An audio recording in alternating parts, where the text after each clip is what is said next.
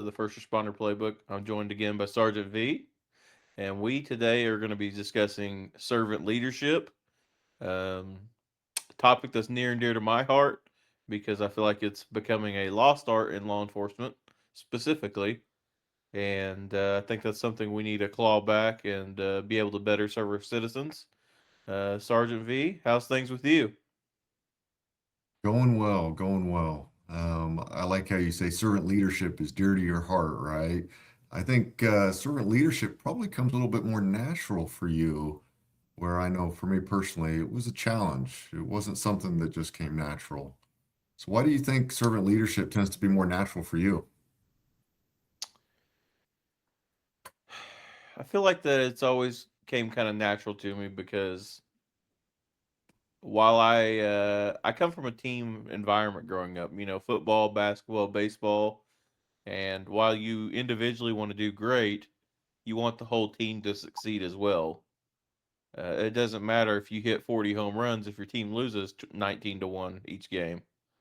So I've always just tried to apply that motto to law enforcement as well. I want to go catch as many bad guys as I can, interact with much of the public in a positive manner, do my job the right way, but I want everybody else to do it as well. And so that starts with your leadership first. Your leaders need to care about their people. They need to get involved in training, make sure they're doing good trainings, all kinds of stuff. And so I feel like that's why it probably comes naturally to me is because I want everybody else to succeed around me just as much as myself. Why do I guess you because say it didn't come to you naturally?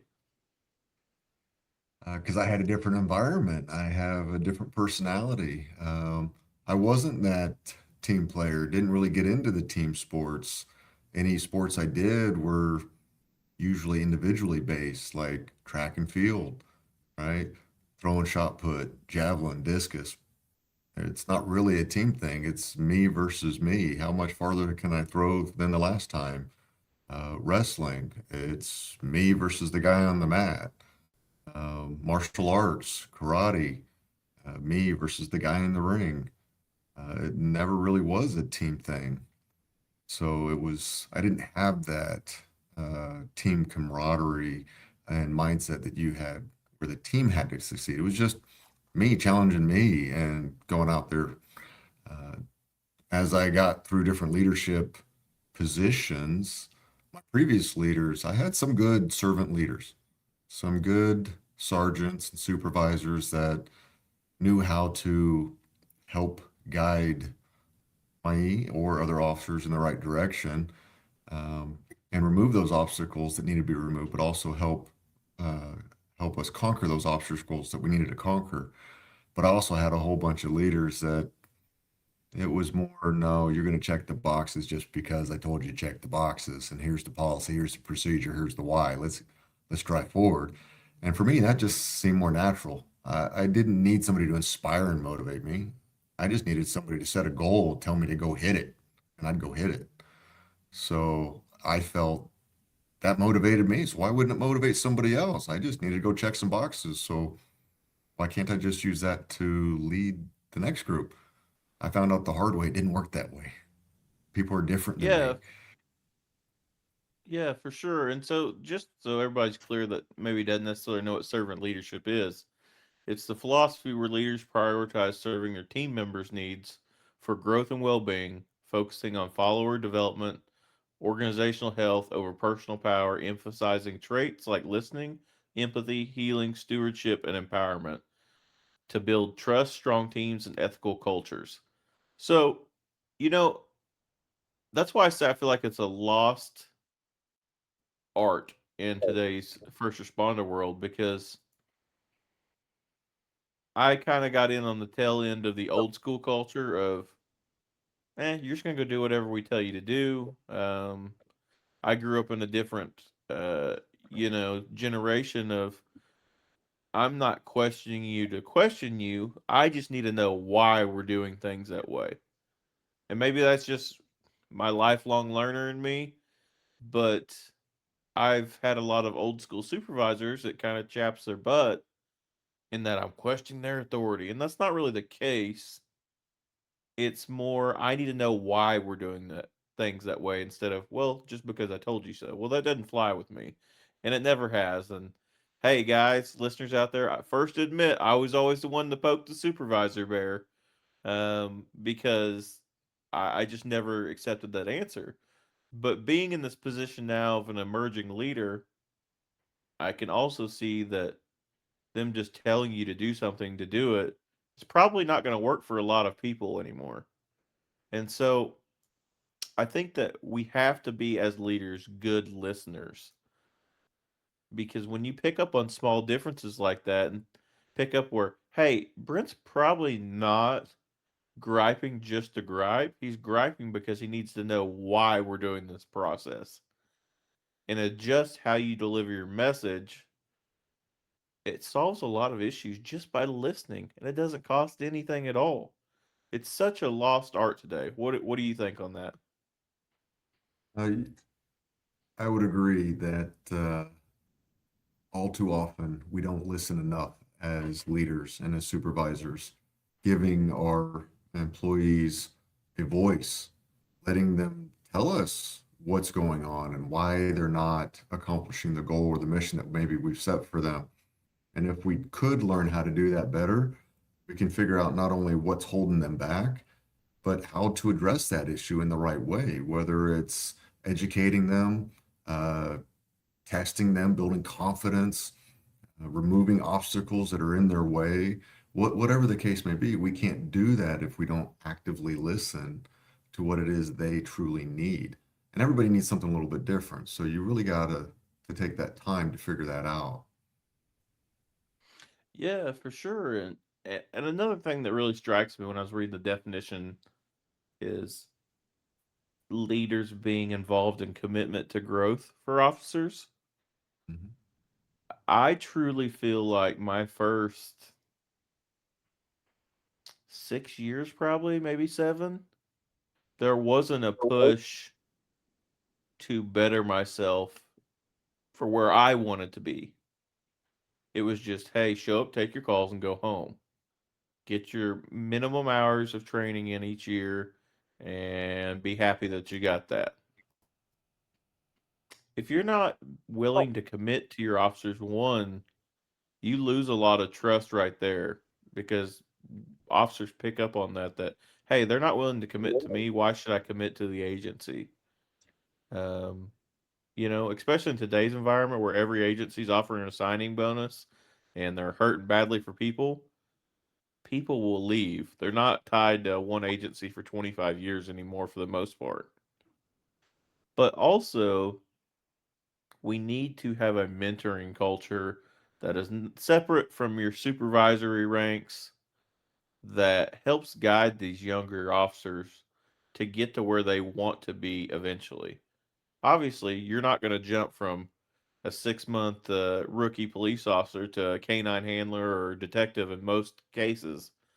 But hey, 3 years from now, once you've got some experience under your belt, you got some good cases you've worked. Like, how can we help you to get there? Because at the end of the day, it makes us all better if we get the best people in the right positions. There's nothing wrong with dreaming big. It's always drove me insane where, hey, wait your turn. Why would you not want your best people there, as soon as you can? Because that makes the whole overall agency better. Mhm. And that's where I'm at on that. No, I like that mentality because I hear it all over the country. We give the examples of that young rookie officer that shows up. He's excited, he's motivated, he wants to get out there and succeed. He's got a vision, he knows what he wants to do. During the FTO process, he's talking about things like, how do I get on the SWAT team? Right? And everybody just instantly rolls their eyes and goes, "Oh, that guy who, wait until we break him, wait until they really see." And no, you're too young. You're never going to get on the SWAT team until you've got at least, X number of years or time under your belt. Um, I don't think that's right. I don't think we should come at the young officers and just burst their bubbles. I think we should come in there and say, "Okay, great, you got a goal. So how can we get there? What do we need to do to make sure that happens?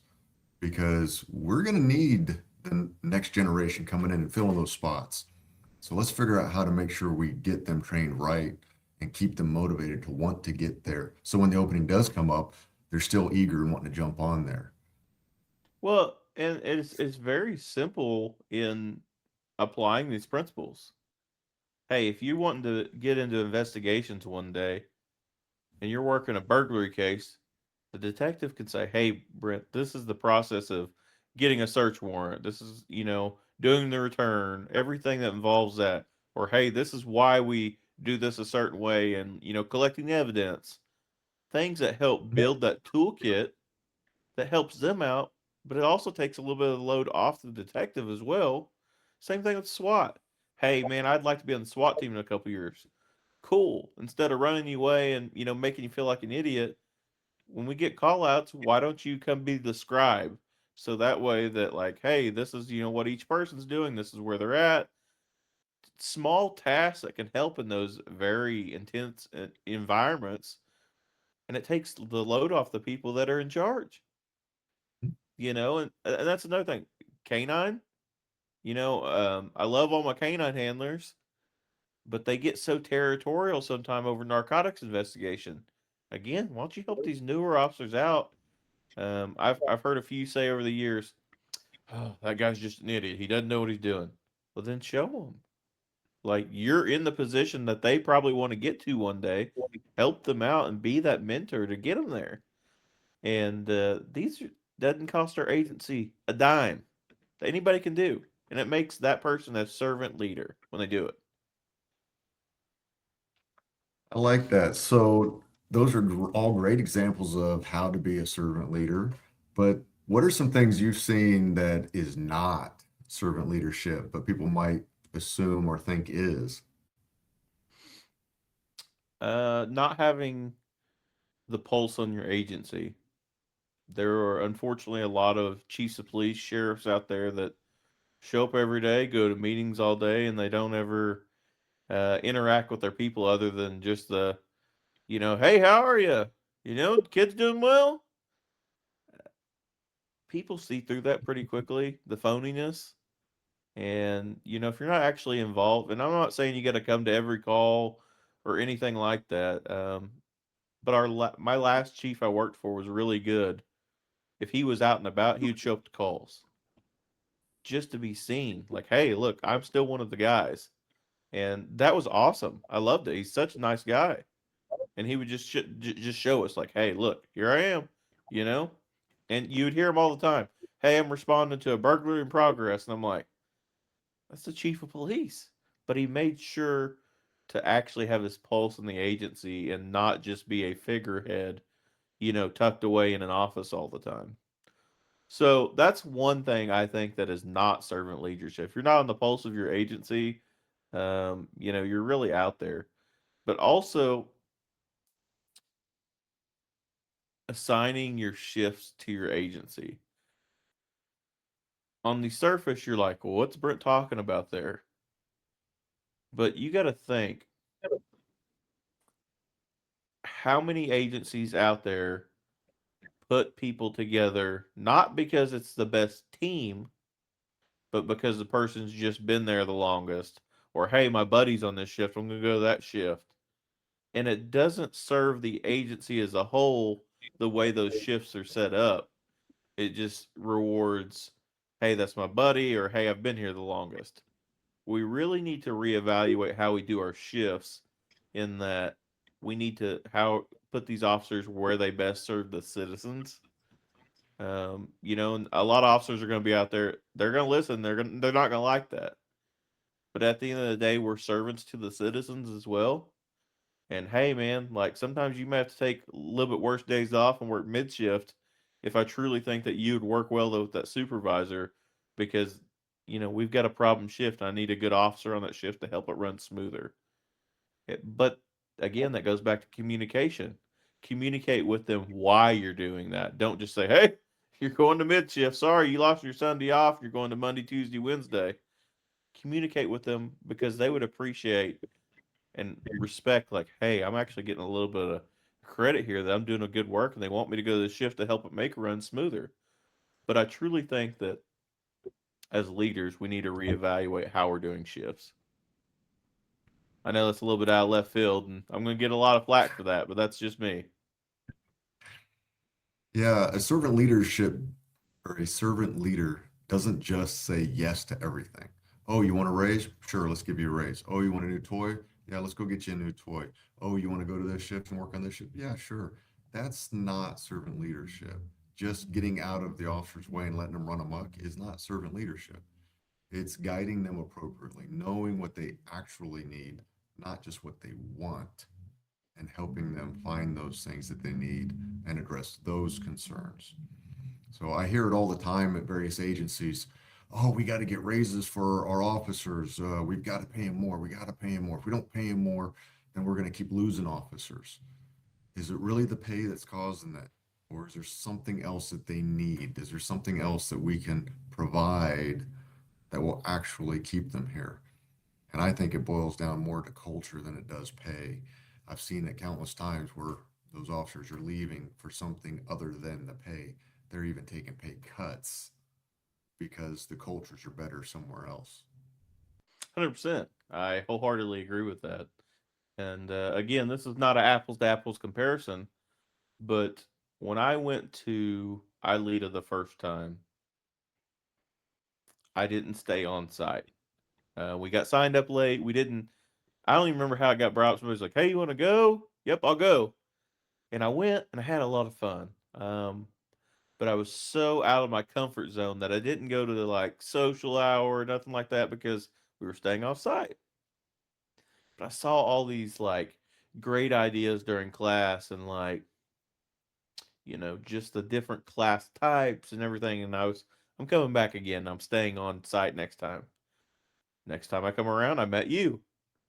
I met Dan Frazier, Jeff Johnsgard, Antonio Zaragoza, all kinds of awesome experts in the field. Now, I'm sorry if I forgot some people because there's a lot of people at ILETA, but people that just went out of their way to recharge my law enforcement batteries.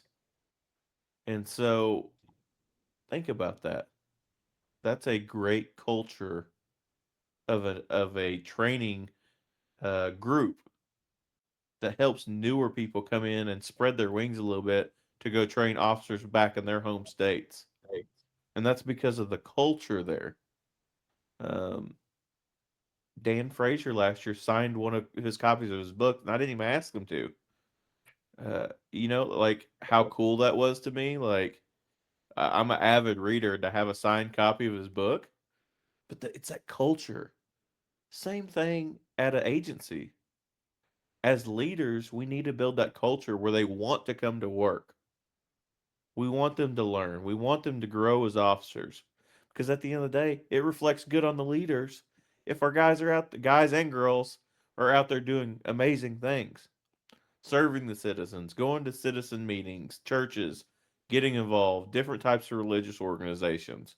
Hey, are you guys doing okay? Do you need anything? Doing walkthroughs at Walmart to cut down on the theft. Your strip malls. Hey, your Dick's Sporting Goods, your Ross's. Hey, is everything going okay in here? Small things, but that culture breeds that. And we need to keep amplifying that to make it better.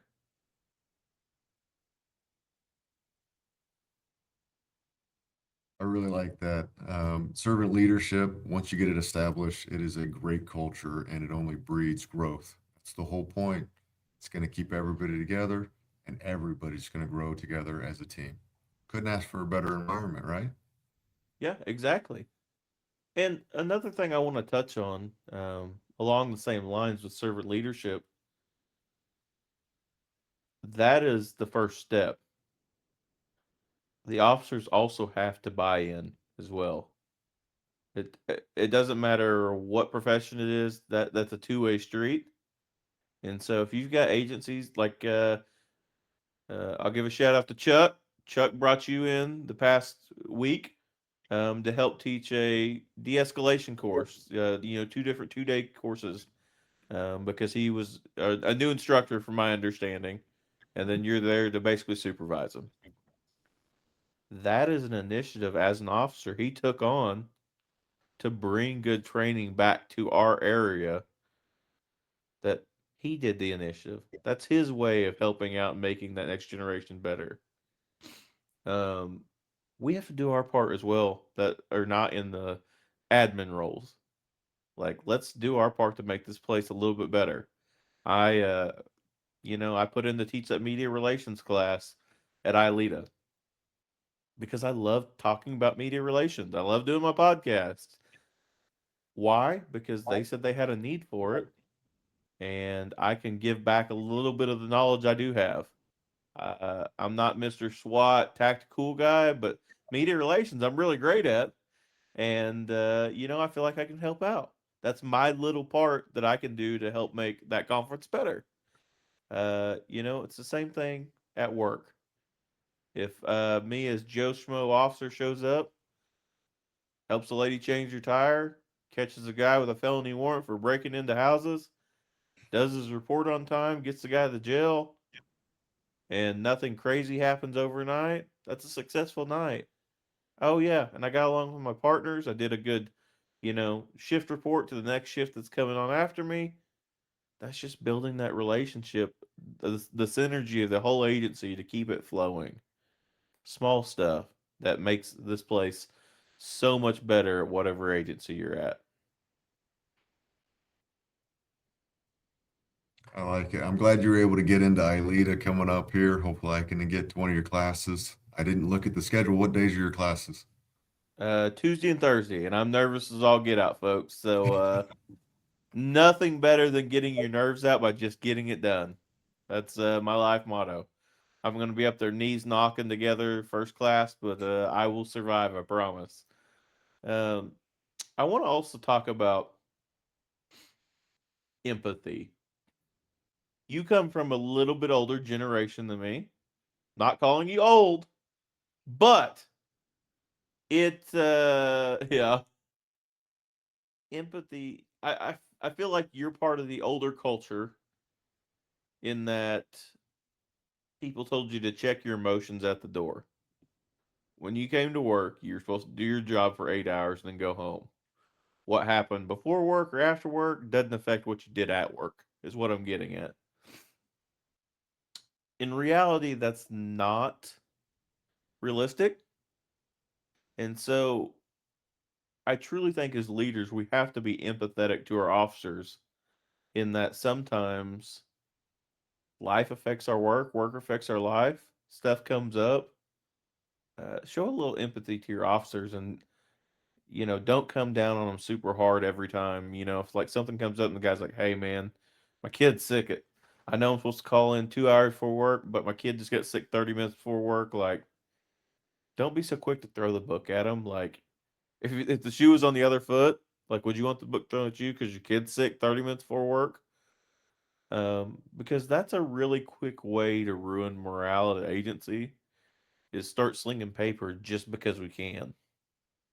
Not saying like, hey, if it's a write up that deserves to happen, it's every Saturday that their kid's sick, 30 minutes before shift. Like that's a little different.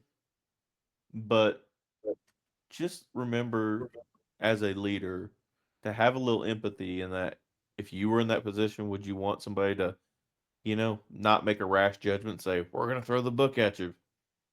So I don't know. What's your thoughts on that? It definitely came from the different generation when it comes to empathy. It was definitely the suck it up, buttercup, drive forward, don't talk about it, just come to work, get your stuff done, and let's get going. Um, if you did start talking about your emotions, somebody quickly shuts you down, and you were right back to okay, it goes in the drawer. We're gonna lock that up and put it away. It's not gonna come out, or we're not gonna deal with it. Um, that is definitely a change in culture, and I've seen the change. I've seen leaders getting better at understanding it's okay to have emotions. We don't need to feel sorry for people. We don't need to be sympathetic, but we do need to at least understand that we're human beings and we do need to have those emotions and express those emotions appropriately. And all too often, we see too much, we deal with too much trauma, and we just file it away. We get a system, we lock it up, we're done with it, right? Well, maybe we'll come back to it, or maybe we won't, and then we just stick in that file cabinet. And if we're not careful, if we're not good supervisors and leaders, we don't see that our officer's file cabinet is now overflowing and those emotions are starting to creep out. We just tell them, hey, man, you got to fix your shit, lock that back up, as opposed to, ooh, maybe I should do some listening here and see what's going on and see what we can do to maybe open that drawer up a little bit and remove some of those files so they can actually close that appropriately and continue to be productive without those emotions dumping out. It's not that we have to agree with all the emotions. Everybody deals with them different. I know you're going to deal with emotions way differently than I'm ever going to deal with emotions, but we all have them. Doesn't matter who we are, what personality we are. We just deal with them differently. And if we're not good at active listening to our own employees and subordinates, then we're never going to pick up that those emotions are creeping out when they shouldn't be. So we got to learn Yep. how to do that and take that extra time to give them a voice and pay attention to those little indicators and help where they need the help. Yep. I agree wholeheartedly. Well, as we start to wrap up, 2026 is barreling towards us, and it'll be right upon us by the time about this releases. This come out next week by Christmas. What is one piece of advice you want to give to the first responder community as we go into 2026? Something I used to do with my shift all the time. I would ask them every Sunday that we worked 12-hour shifts. So every other Sunday, I would ask them to give me a positive thought. Not necessarily something they're thankful for, just something positive that's going on in their life. It could be anything, right? They got a good evaluation. They had a good experience with a family member or loved one. They made a good drug bust or something, right? Whatever it was, it didn't matter. Just some sort of positive thought. And at first, it starts off pretty shallow. They're kind of like, well, I'm not sure what's going on. But as time progressed, their positive thoughts started getting deeper and deeper, and it drove them emotionally, and it kept them positive at work, and it made great team camaraderie. So that's my challenge for the next generation and for the officers out there. Every week, try to think of something positive and use that to help keep you on the right track, doing the right things. Yeah, I like that for sure.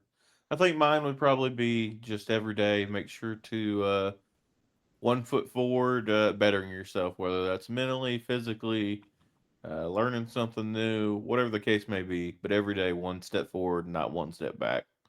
So I've challenged myself because working on my doctorate, I really don't want to read any more than I have to because I'm on knowledge overload. But deep down inside, reading is kind of my solace when I need it. And so I've kind of challenged myself to read at least a chapter a day of a book, and so that way it's just my little bit of having a little bit, at least a little bit of knowledge every day. And so that's my challenge to everybody out there for 2026 is 1 step forward and bettering yourself every day. I love it. Japanese philosophy called Kaizen, constant improvement. Yep. Yep. Absolutely.